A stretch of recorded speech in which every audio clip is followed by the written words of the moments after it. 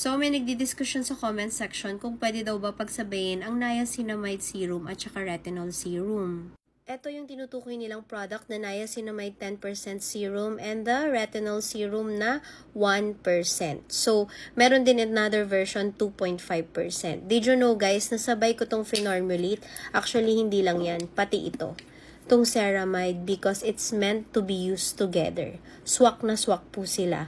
Dahil ang retinol po nag-work siya kapag merong moisturizer and another moisturizer with whitener.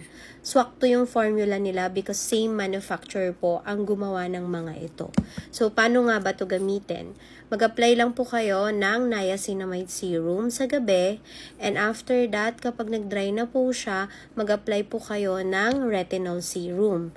After that, mag-ceramide na po kayo. This is what we call sandwich method. Kailangan nyo po pag nag-apply ng retinol is magkaroon talaga ng moisturizer. So, don't worry guys, lahat ng to, pwedeng-pwede sila. Pero, don't forget to patch test, lalo na kapag sensitive skin kasi mamaya mag-allergy reaction. And reminder lang, please do your own research when it comes to retinol. Lalong-lalo na kapag wala po kayong alam sa facts about it. Yun lang.